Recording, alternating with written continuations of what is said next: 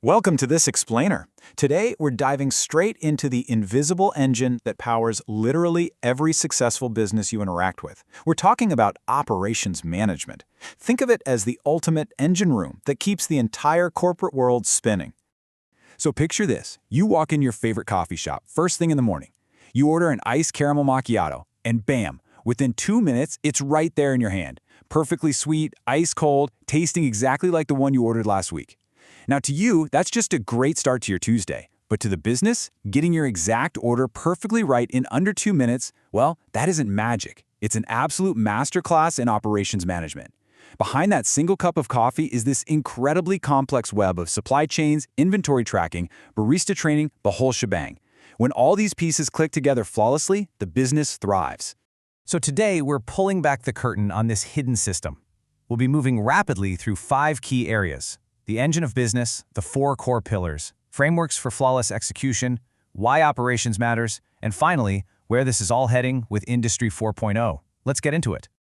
Section 1. The engine of business and its core purpose. The absolute focus here is transformation. At its core, operations management, or OM as we'll call it, is all about creating the highest level of efficiency possible to maximize a company's bottom line. It's strictly concerned with taking materials and labor and converting them into goods and services. The ultimate goal? Do it as efficiently as humanly possible to boost those profits. Think of it like the ultimate transformation machine. You start with your inputs, your raw materials, labor, capital, and data.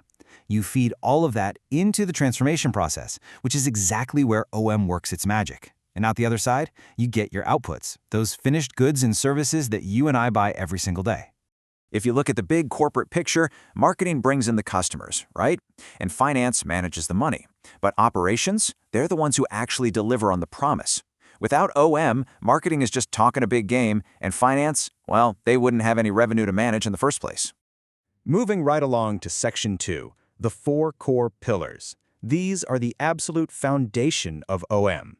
To pull off that flawless delivery, an operations manager has to wear a ton of hats. It all rests on 4 crucial pillars. First up, product and service design.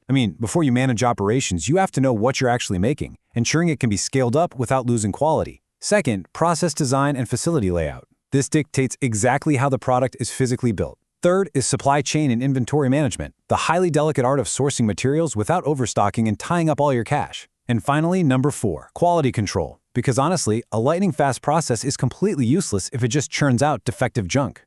Let's look closely at that facility layout pillar for a second. You've got the classic assembly line, which is perfect for pumping out high-volume, standardized products, like cars. But then you have a functional layout. This groups similar processes together. Think of a hospital, right? You have entirely distinct areas for the ER, the X-ray room, the ICU. And then there's the fixed position layout. This is where the product stays totally put and all the resources come to it.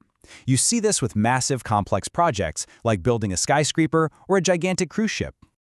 All right, Section 3. Frameworks for flawless execution. Let's look at the actual methodologies.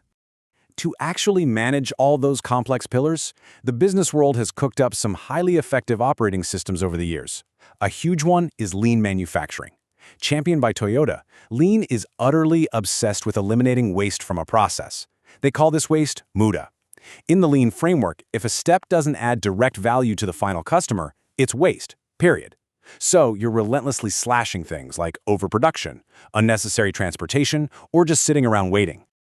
Building right on top of that lean philosophy is JIT, or just-in-time inventory. This is a super specific strategy where materials are ordered and received only the exact moment they're needed on the production line. The massive upside? It completely slashes expensive warehousing costs. But to pull this off, you need a bulletproof supply chain. Because if a delivery truck gets a flat tire, your entire production line could come to a screeching halt. High risk, high reward. Now, while lean is all about speed and flow, the Six Sigma framework zeroes in on variance. It aims for a mind-bogglingly specific target, exactly 3.4 defects per 1 million opportunities. Let that sink in. Using intense statistical analysis, Six Sigma strives for near perfection. That 3.4 number, it's not just a casual goal. It is the absolute gold standard for ensuring your process produces exactly what it's supposed to 1,000,000 times over. Let's transition into Section 4, why operations management matters. It's time for real-world business impacts.